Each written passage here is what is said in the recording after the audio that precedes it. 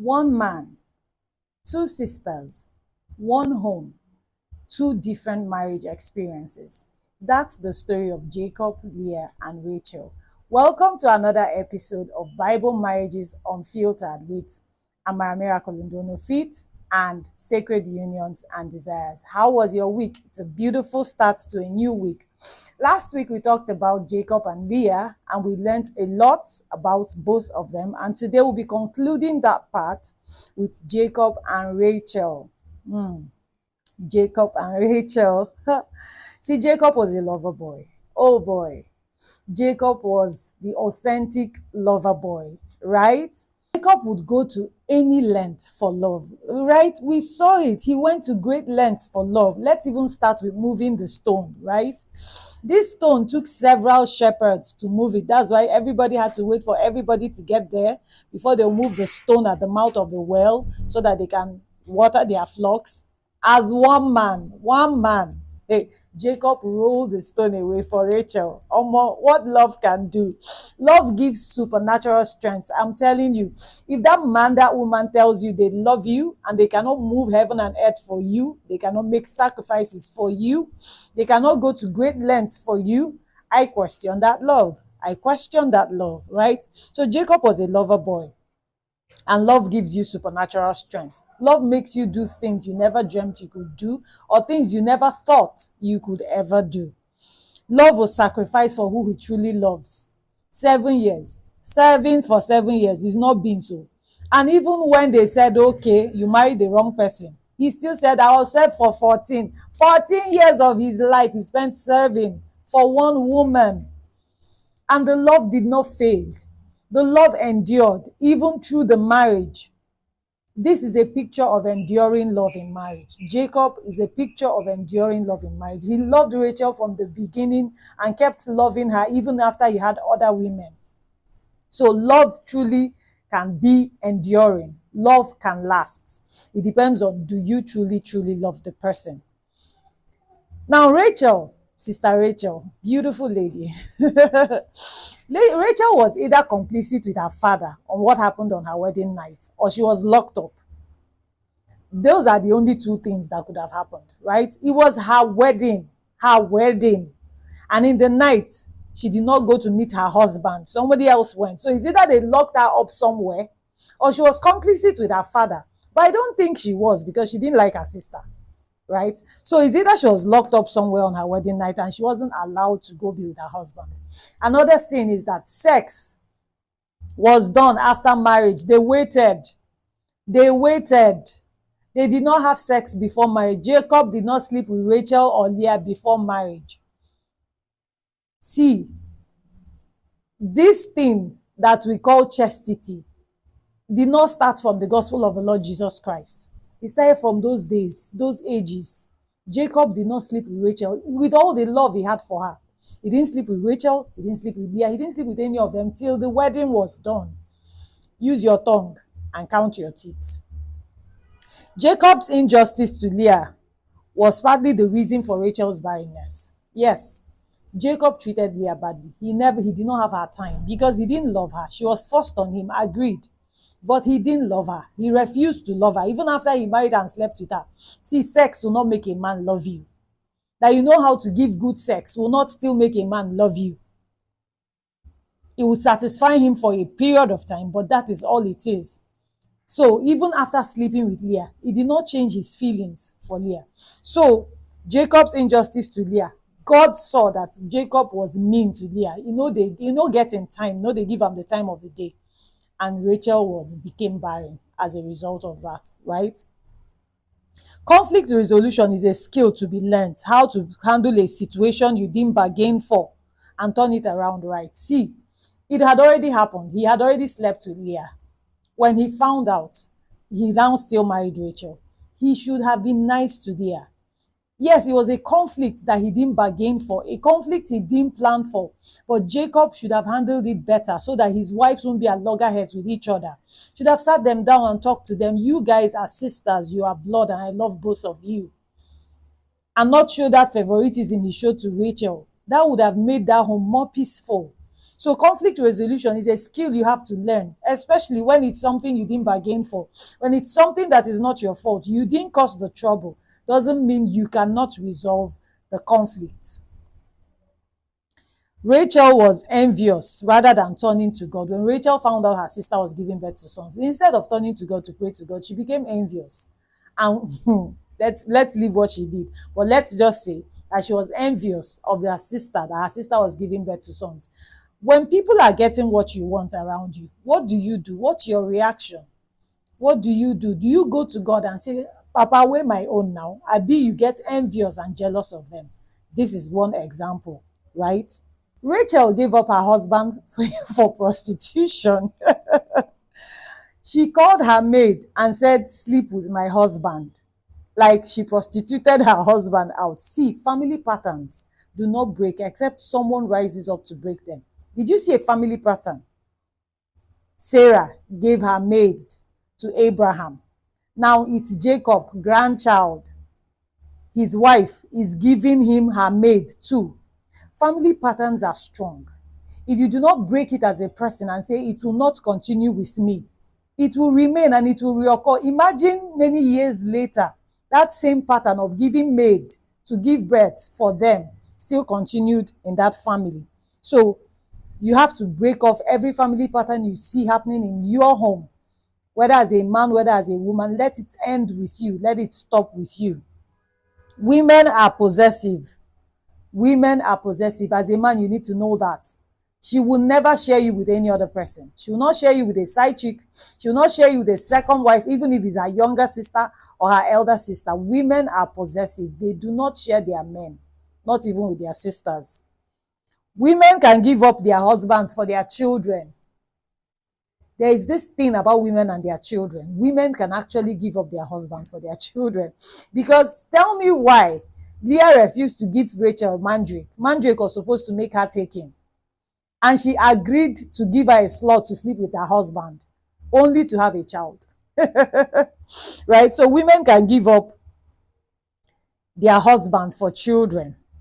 Rachel gave up sex with her husband for fertility. She gave up sex with her husband for fertility. They were battering. They were using Jacob to do trade and barter in their house. Oh my God. Polygamy never ends well. Leave that thing they are telling you. You see, polygamy, it's not God's plan, so it never ends well. So they were battering their husband in the house. I give you, you give me our husband. Now, wow. Women are fixated over having children than building and enjoying their marriage. You would always see it. When a woman doesn't have children, all her attention is on getting children. Her marriage doesn't matter anymore. The husband doesn't amount to anything anymore. She's fixated. She's going for prayers. She's going to hospital. She's doing everything to get children. Enjoy your marriage before the children come. While you're still waiting, why don't you build your marriage and enjoy your marriage? Which is what Rachel would have been doing, but rather she was disturbing herself, fixated over having children. See, children are not God's major reason for marriage. Know it and know peace. Having children are not God's major reason for marriage. Rachel followed her father's gods instead of her husband's God. Remember, when they left Laban, Rachel, this same Rachel, this girl, she carried her father's gods. She knew that Jacob was serving the God of Abraham and Isaac, but her gods were more important to her. She carried her father's gods when they were leaving. So let me speak to the fathers. You are the first definition of, would I call it, religion or godliness to your child. The spiritual path that you toe is what your daughters will take.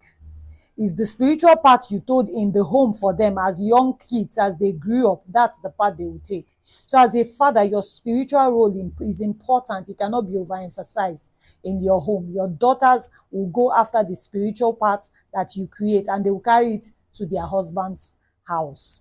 Fathers should speak up and protect their daughters who are married. If you look at Genesis 31, 49 to 50, when Laban caught up with Jacob and he was like, okay, let's cut a covenant that I'm never going to hurt you and you will not hurt me. He also said, and you will not treat my daughters harshly or marry another wife. Imagine, fathers should speak up for their daughters in their marriages. Don't say, you have married, you're no more in my care. Who said she's in your care till eternity? Fathers should speak up for their daughters in when they even when they are already married, right? So that was what Laban did for his children, made sure that their futures were secure, made sure that Jacob gave his word that he will not marry other wives on top of his daughters and he will not treat them harshly. He said, even if I don't see you, even if I'm not there with you, God is there and God is seeing you. That was a strong one. God is seeing you if you do not treat my daughters well. So fathers, don't abandon your daughters because they are married. Don't abandon them to the men to do whatever they like with them. No way. She's still your baby girl. She's still your princess. Make sure you protect her even while she's married. She never stopped being your daughter. She just became someone else's wife. So let's look at the challenges they faced. Polygamy never goes smoothly because it's not God's plan. You see, polygamy, it can never be smooth. It's not God's plan. God made them man and woman. Why didn't God make Adam, Eve, and which name should we use now? Adam, Eve, and Natasha. He just made Adam and Eve. He would have made two women for Adam. If he wanted Adam to have two women, he made only one. So polygamy never goes smoothly because it's not God's plan. Loving one and neglecting the other would always happen in a polygamous home. It will always happen. It would always happen. Loving one and neglecting the other.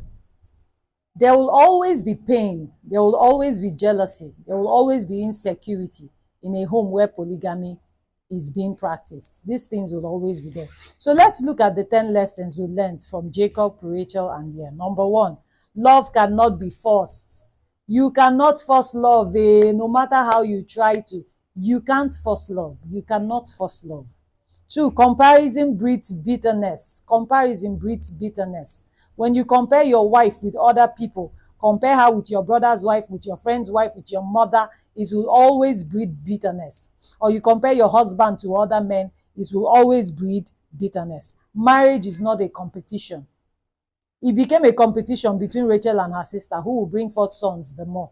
Marriage is never a competition.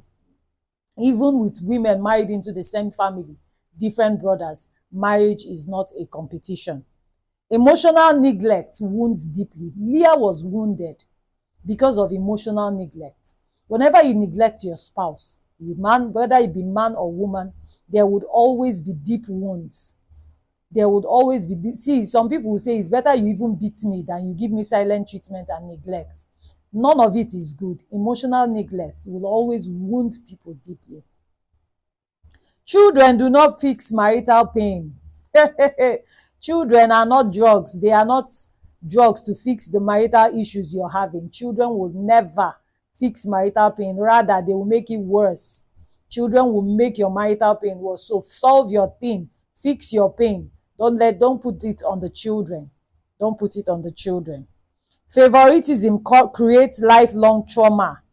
Favoritism creates lifelong trauma. Imagine that because Jacob showed Rachel favoritism, Joseph and Benjamin were hated by their brothers. Or you think they just hated him because of his dreams? No, it started from what happened between their mothers. You think they don't know? They know. Leah's children knew that their mother was not loved. So they hated Jacob and Benjamin, Rachel's children. So you see, favoritism has passed from the parents to the children. It creates lifelong trauma. God is a God of justice and God sees the unloved. God is a God of justice and he sees the unloved. When you're not loving your spouse, God is seeing. When you're carrying that love and showering it on your side chick, God is seeing. When you're carrying that love and showering it on your boyfriend, God is seeing you. Affection must be intentional. Affection in marriage must be intentional. You must go out of your way to do what has to be done to show affection to your spouse in marriage. Desire doesn't equal compatibility. Even though Leah desired Jacob, it didn't still bring compatibility into their marriage. That you desire someone doesn't mean you will be compatible. That you desire someone doesn't mean you'll be compatible. There are other parameters to look out for compatibility to be ascertained. God can still birth purpose from pain. This God can still birth purpose from pain. So that is the story of Rachel and Leah and Jacob. Next week, we'll be diving into another Bible marriage unfiltered. I hope you learned one or two things. I hope you got one or two things, because these stories that we are reading, they are not just stories, they are lessons for life. They are lessons to guide us in our marriages as we journey on the earth. So, why don't you subscribe to our channel, Sacred Unions and Desires, on YouTube, where we talk about marriage and everything marriage? Invite your friends, your loved ones, your family members, and even your enemies. Everyone needs a beautiful marriage. Thank you so much, and God bless you.